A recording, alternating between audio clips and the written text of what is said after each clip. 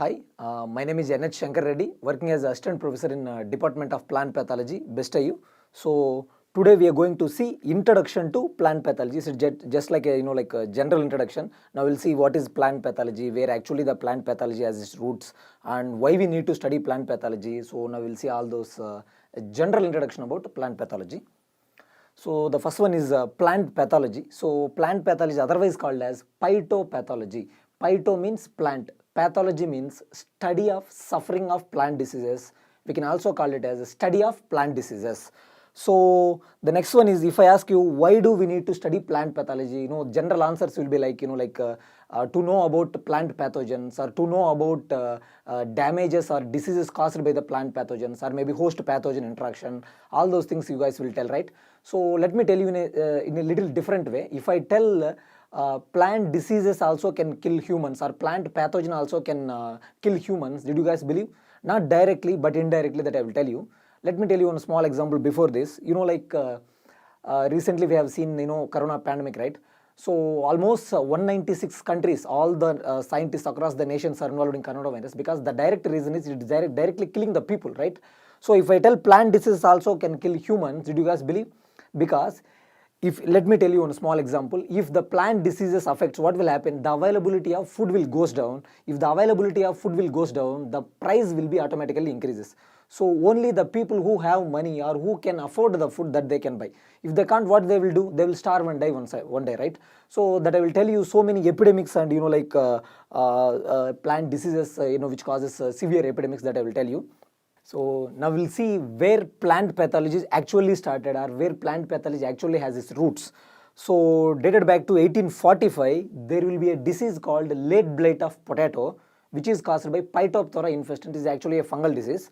So if you see the symptoms, so brown color discoloration of potato, and as well as the decaying of potato also can be observed. So if you see the field symptoms, we can clearly see initially what will happen. Water soaked lesions appears on the leaves, and later what will happen? The entire plant will look like a wilting of plants. So we can see clearly observed in the same picture in field conditions. Almost 80 to 90% of the crop is destroyed here. So if you see this, so this is again in the time of 1845. If you see these two pictures clearly, this picture was actually taken in 1845.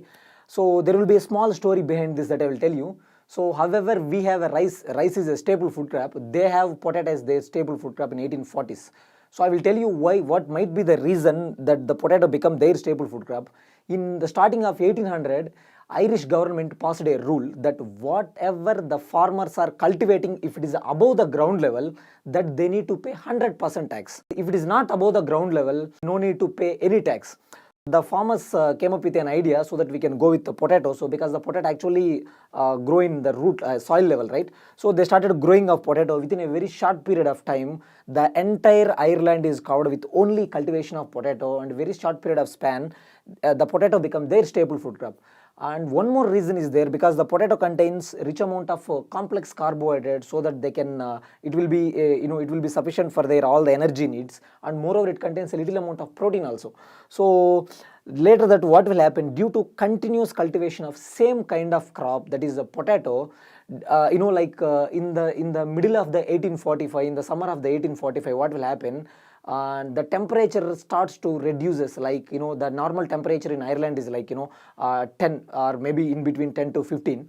So in the particularly in the period of 1845, what will happen? The temperature goes down very less, 1 to 2 degrees centigrade. Because of this devastating effect, what will happen? The production of potato will goes 90% down. Because as I said you that potato is their staple food crop, right? So 90% of the potato goes down. The people who have money, that they can offer potato, because people who don't have money, like people like normal people, they can't able to buy food, right? So what will happen? Because of that, 1.5 million people are died, which means 15 lakhs people are died because of only food starvation, because the unavailability of food material.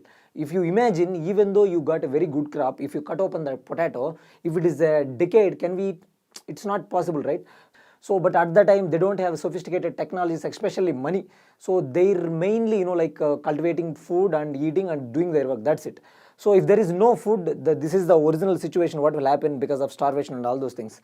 So 1.5 million people are died, almost 2 to 3 million people are migrated to United States of America, North America or Central America. That I will tell you one more thing, how dangerous or how devastating this disease is. 35th president of America, that is John F. Kennedy, he also actually migrated from Ireland, because he is actually a peasant of, in Ireland.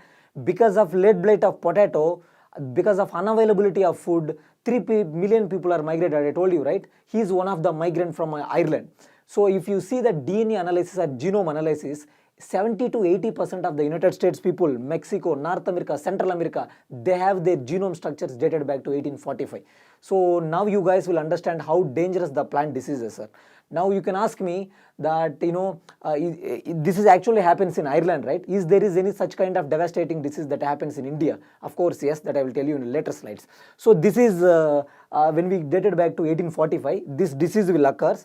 This is actually happened. Nowadays, entire, if you see United Kingdom, now it is already almost all united. In 1845, there is no such kind of union, like Ireland is separate, Wales is separate, there are different kinds of states and, like different kinds of countries are there, right? So there are different countries and maintaining their own territories. So in 1845, because of this devastating effect, what will happen, there will be a military conflict between England and as well as Ireland also will happen. That is actually not related to us. When it comes to here, as I told you, that the temperature goes down to 1.5 to 7 Fahrenheit, so that the new disease will occur, and so much, migrations and killing of people will happen. And actually Irish government formed a order of people, like scientists who are working there. Nowadays we have a scientist, like if agronomist or plant pathologist or genetist. In that time, there is no separate branches for dealing all those subjects. They actually, all kinds of diseases are plant related things that can be dealt by botanists, right? Actually, this was a handover to one of the very famous botanists. He is John Lindley. He's a very famous scientist at the time, and he has a commission that he was instructed to find out the reason behind the lead blight of potato. What actually happened to potato? Why this happens? And what is the reason behind this, all those things. And he actually worked out, for 1 or 2 years. In the 1845, August 23 in 1845, not 1 or 2 years, maybe a short period of 6 months. And in 1845, John Lindley published the same articles in Garden's Chronicle. It is actually like an agricultural magazine at that time. So he published Garden's Chronicle. So he came to a conclusion that it is actually not a disease, because at that time, people used to bury the potatoes in a ground level. As I told you that if it is above the ground level, you need to pay 100% tax, right? So they have an idea of burying the potatoes and lower the ground level. So he thought that potatoes has its roots, right? And the potatoes also have a capacity to absorb the water. So he thought that potatoes absorbed a little amount of extra water so that it can't able to eject it out. Because of that reason only, the potatoes have rotted. In earlier we have seen the symptoms like brown color discolorations and as well as decaying of potato. He thought that it is not a disease, but due to over absorption of water, the plant or the potato was decayed. He came to a final conclusion in 1845.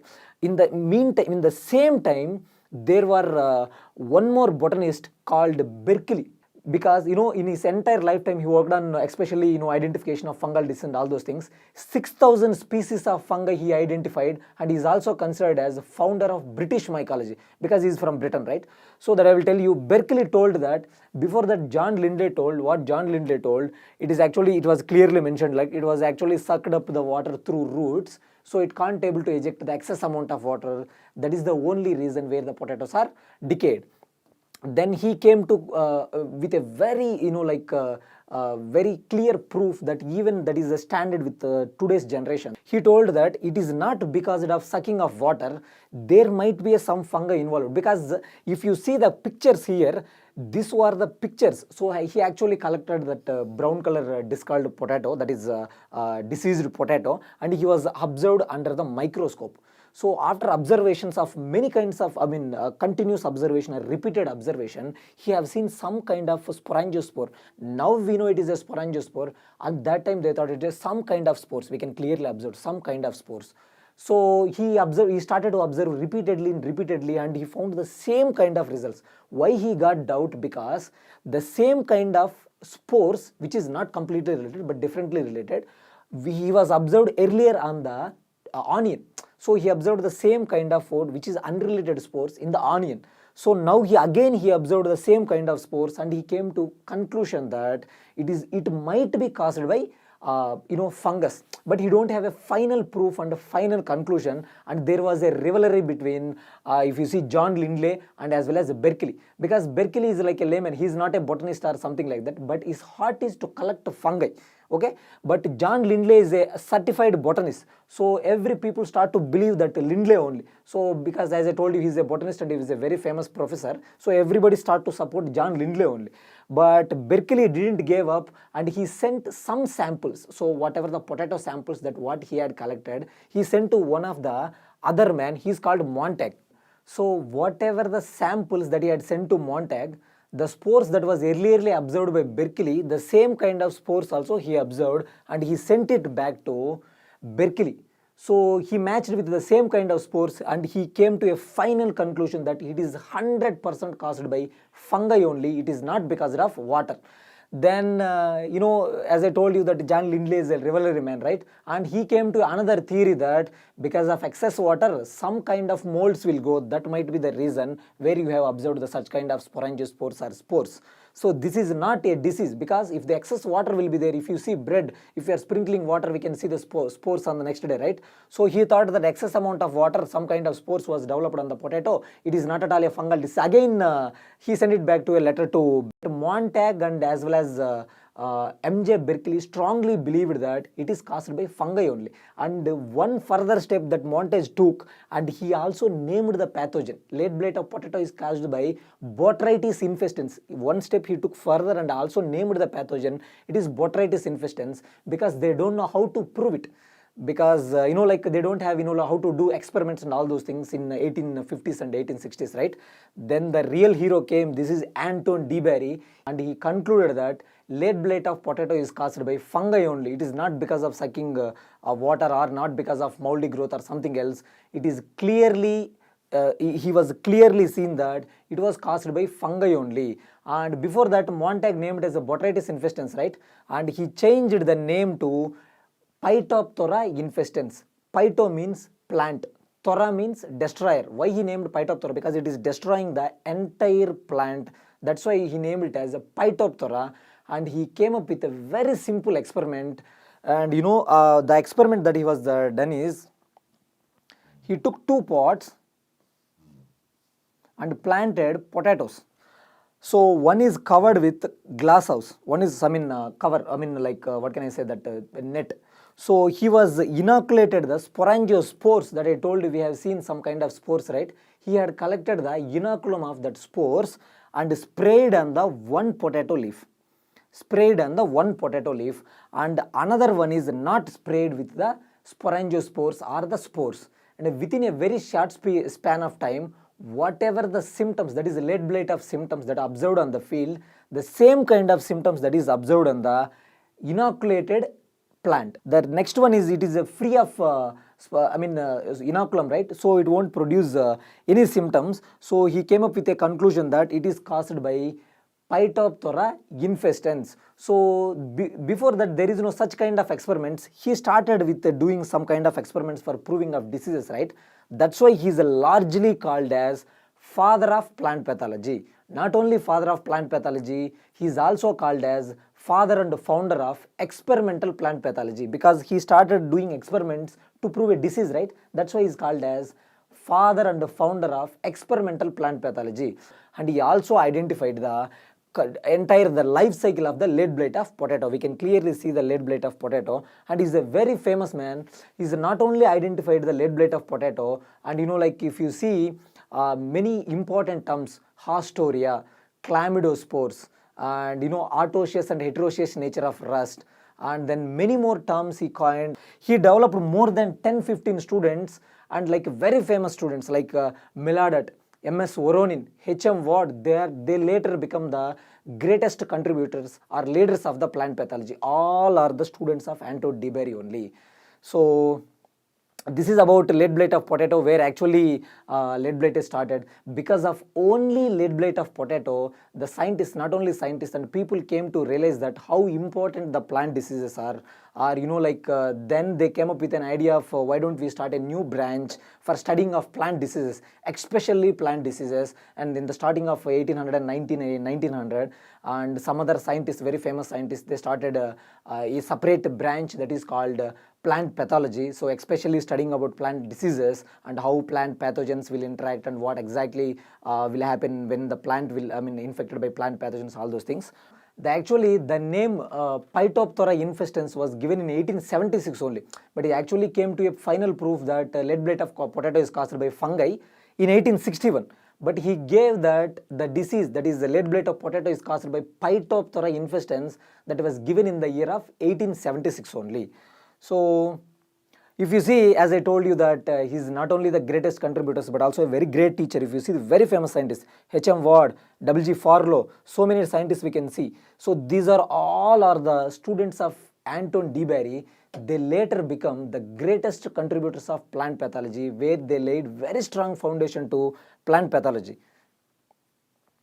So if you see, these are all the afterwards effects of lead blight of potato. Actually in 1845 it happens, right? So see, the people were actually migrating with along with their children. You take a look how lean they are, because of food starvation.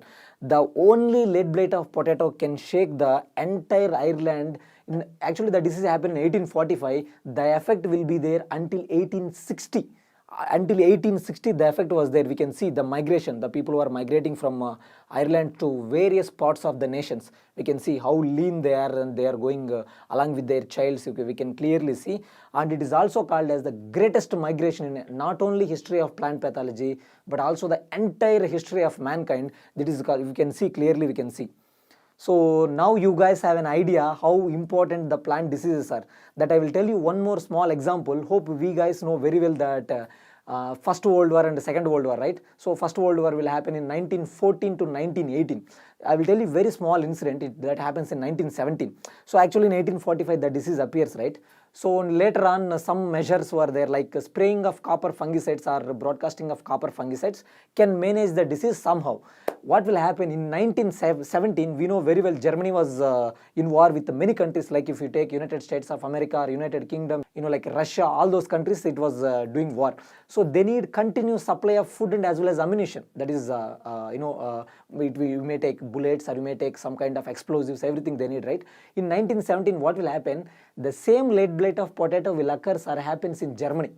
So 7 lakhs people are died because of food starvation again. Then you can tell me, sir, you told that copper fungicides can be recommended for the management of plant diseases, right? So what exactly happened? They have a copper fungicide, but their copper can be used for preparation of bullets.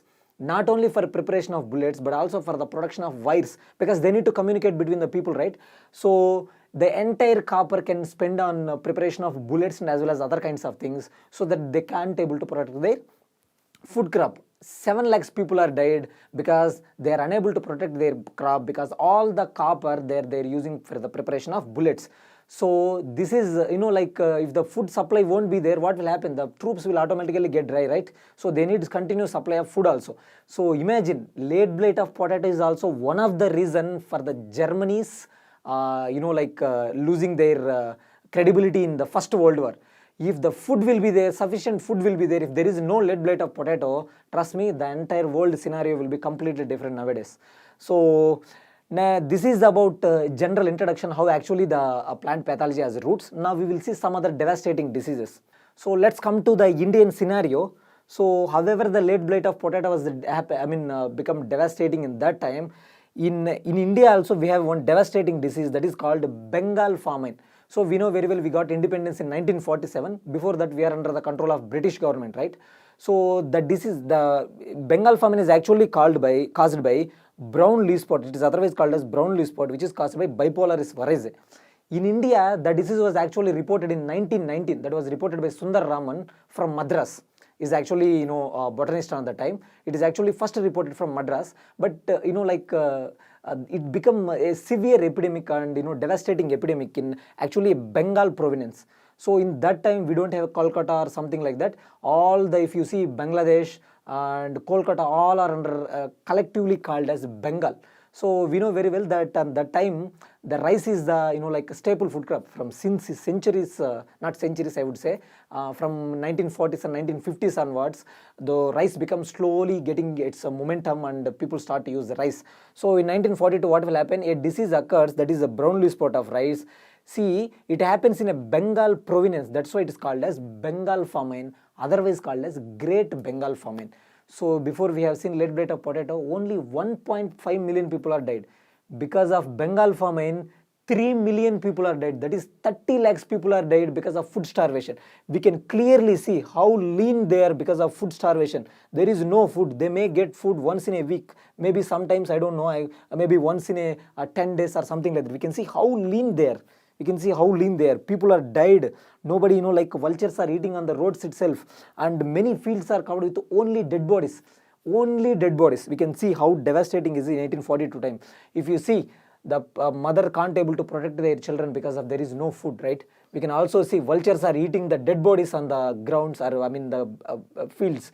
How devastating it is. See, take a look. This is the devastating effect of plant disease. That's why we need to study plant diseases, to have an idea about the plant diseases, to have an idea how the disease will spread, for the efficient management of plant diseases, so that we can't able to we can protect people from such kind of epidemics or devastating epidemics.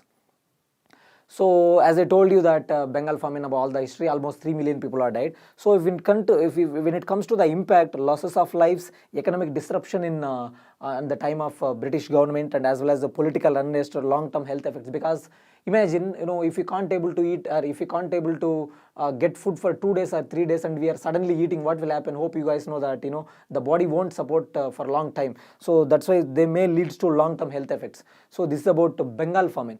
Not only Bengal famine, we can clearly see this is a brown color spots can be seen, that is a Bengal famine. Brown color lesions or spots can be seen not only on leaves, but we can also observe on glooms, and sometimes we can also observe on the stem. This is the picture that is brown leaf spots that we can see on the field conditions. So these are all the very important diseases that indirectly or directly involved in the loss of millions of lives. So the remaining diseases are not there is no death will be involved, but losses of losses of properties, or what can I say, losses of lots of money, and the economy will goes down because of the many diseases. So the another most important disease is grapes downy mildew, which is caused by Plasma paraviticola. It is actually reported in in 1878, France, dated back to 1878 in France. We know very well France is highly famous for wine production. So 90% of the grapes, whatever they are producing, they will use it for only for wine consumption. It's their like a tradition. However, we have a plenty of traditions in India. They have their tradition growing wines, or that is growing grapes and doing preparation of wine and drinking every single day. That is their tradition. So actually grapes powdery mildew is caused by Ansinilla necator. Now it is called as Erisife necator. So in 1854, actually the grape fields are first discovered with grapes powdery mildew. So to prevent this grapes powdery mildew, they started doing grafting. So they have somehow they managed in 1860s and 1865s. Again, one more problem came, that is the Phylloxera root aphid, which is caused by Phylloxera vastrastrix. The scientific name of the Phylloxera root aphid, Phylloxera vastrastrix. And they came to realize that American rootstocks are highly resistant to this Phylloxera root aphid. Somehow the French people are not convenient with importing of rootstocks from United States of America. Somehow some of the scientists who are there convinced the farmers, and rootstocks came from America in 1860s and 1870s, and then within a very short span of time, what will happen? The entire France was covered with American rootstocks. Unfortunately, a new fungi was carried from America to France, that is the grapes downy mildew. It leads to almost 90 to 95% of the devastation. I will tell you. So 95% of the wine production goes down in 1878 because of the disease, that is Plasma paraviticola. Somehow later scientists were involved in creating the measures for this. If you see the symptoms, we can see a white color mycelial growth. that white color mycelial growth is called as downy growth. So white color downy growth can be observed on the lower surface of leaves, not upper surface. Make sure white color downy growth can be seen on the lower surface of leaf. So if you see this, we can also see that mycelial growth on the fruits, but the major symptoms is we can see mummification of fruits. Here the fruits are mummified. The mummification of fruits or shrinking of fruits can be seen. So let me come once again. White color mycelial growth, that is called as downy growth, can be seen on the lower surface of leaf. When we see the berries, mummification of berries can be seen. We can also call it as a shrinking of berries. That is the most important symptoms. So later a scientist called Mildew, he discovered some remedy. This is called Bordeaux mixture. So this is called Bordeaux mixture. So this discovery is considered as serendipity discovery or accidental discovery. So there will be a small story behind this that I will tell you.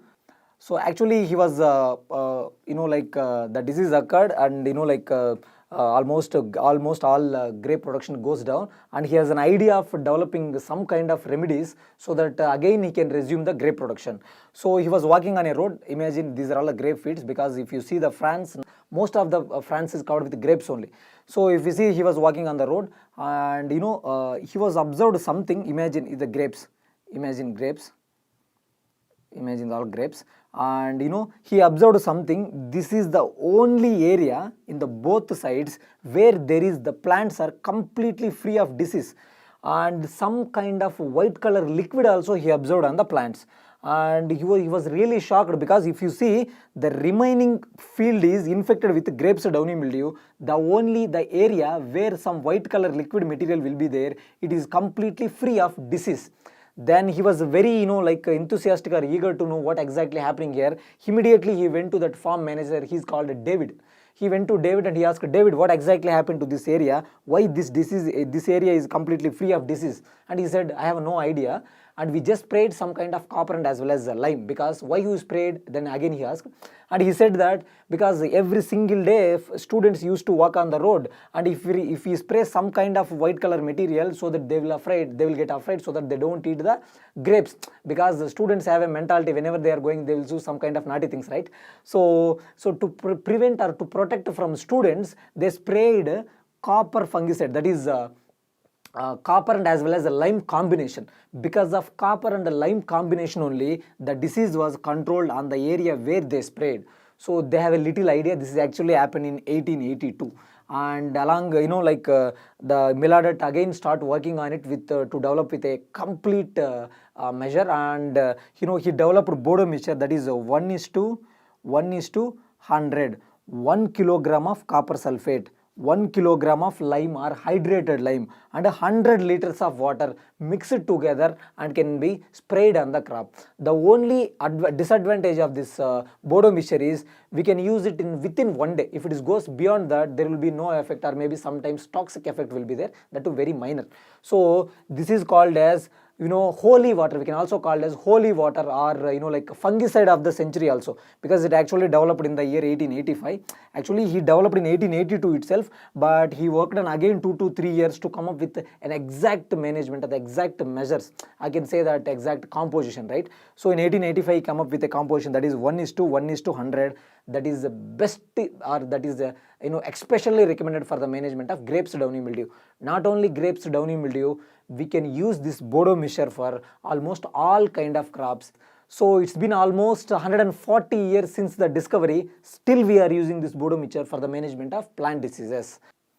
So when it comes to the next disease, that is the wheat stem rust, which is caused by Puccinia graminis triticii. So this disease is otherwise called as wheat plague or plague disease. So it is a very devastating disease. We can see brown color, red color, or brown color rust pustules can be seen on the stem region. We can clearly see the raised pustules, red color or brown color rust pustules. We can clearly observe on the stem regions.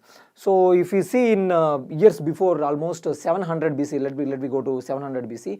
So this cereal rust, especially wheat and barley rust, was dated back to many years. Since 500 BC or 300 BC onwards, we can observe this disease.